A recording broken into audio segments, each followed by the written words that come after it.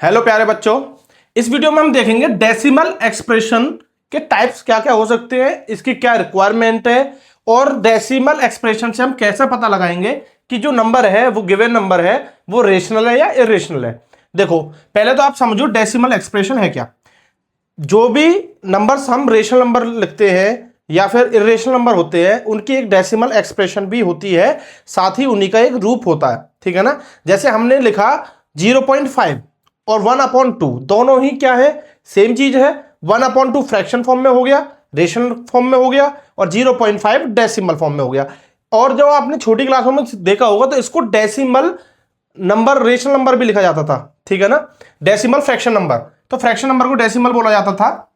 यहां पे हम डेसिमल के टाइप समझेंगे और ये कॉन्सेप्ट आपको 9th क्लास में बहुत ज्यादा यूज होने वाला, जिससे हम पता लगाएंगे कि रेशनल इरेशनल कैसे होता है, क्या होता है। देखो समझो, डेसिमल एक्सप्रेशन की बेसिकली 2 टाइप्स होते हैं।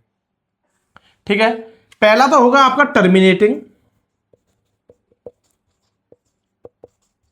और दूसरा होगा आपका नॉन टर्मिनेटिंग। टर्मिनेटिंग क्या होता है बेटा? टर्मिनेटिंग होता है जो डेसिमल एक पॉइंट पे जाके बिल्कुल फिनिश हो जाए, पॉइंट के बाद जो डिजिट है वो फिक्स हो, है ना। या फिर कहें डिवाइड करने पे रिमाइंडर जिसका 0 हो जाए डेसिमल के बाद भी, उसको हम टर्मिनेटिंग बोलते हैं। और जो डिवाइड करने पे रिमाइंडर 0 आए नहीं, कुछ ना कुछ बढ़ते रहे पॉइंट आगे जब बढ़ते रहे, उसको बोला जाता है नॉन टर्मिनेटिंग। समझते हैं। जैसे मैंने कहीं पे लिखा 1.5, अब बस तो ये एक टर्मिनेटिंग है। क्यों? पॉइंट के बाद बस एक ही डिजिट है 5। ठीक है ना। जैसे आप 3 को डिवाइड करने जाएं 2 से, तो 2 1 जा 2, 1 बचा रिमाइंडर। अब आगे कोई नंबर नहीं है तो हम पॉइंट लगाएंगे 0। अब 2 5 जा 10, रिमाइंडर 0। अब रिमाइंडर 0 हो गया, डेसिमल ये आ गया 1.5, तो ये टर्मिनेट हो गया। ठीक है ना। कट गया, पूरा कट जाए तो वो टर्मिनेटिंग, नहीं कटे वो नॉन टर्मिनेटिंग। ठीक है ना। तो ये हो गया आपका टर्मिनेटिंग। नॉन टर्मिनेटिंग आपको समझाई दिया।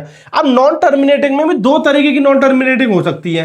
तो बेसिकली डेसिमल एक्सप्रेशन को 3 टाइप्स का बोला जाता है। वो इसीलिए बोला जाता है कि नॉन टर्मिनेटिंग 2 टाइप की होती हैं। एक तो होती है आपकी रिपीटिंग और एक होती है आपकी नॉन रिपीटिंग।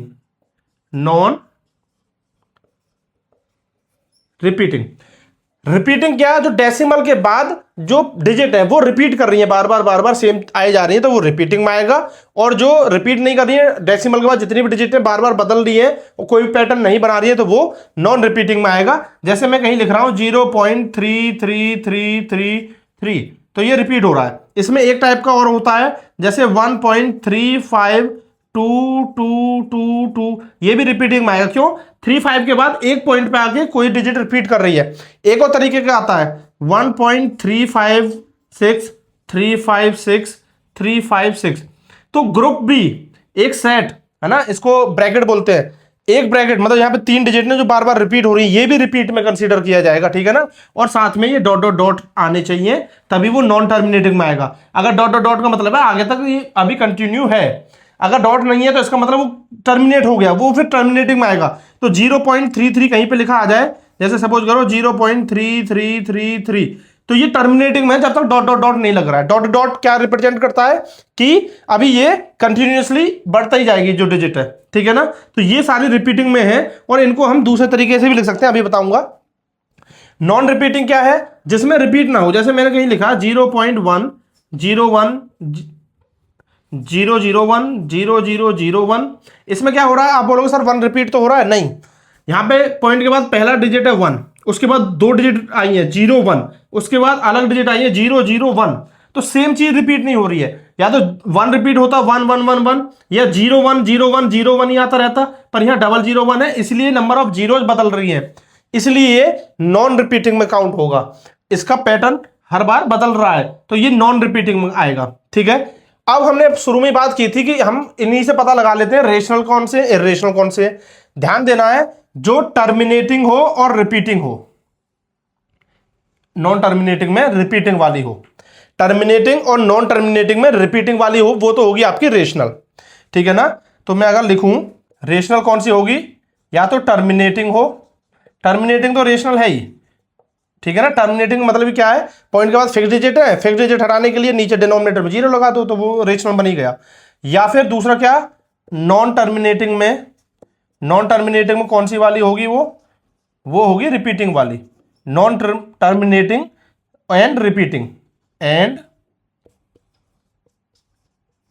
रिपीटिंग ऐसी जो डेसिमल होंगी वो रेशनल नंबर बोली जाएंगी। जैसे ये वाली थी, ये सारी भी रेशनल है, इसमें रिपीट हो रहा है ना, तो वो रेशनल। इसका एक अलग और फॉर्म है जिसमें हम उस तरीके से भी लिखते हैं, कैसे 0.33 को क्या लिखते हैं हम, 0.3 बार।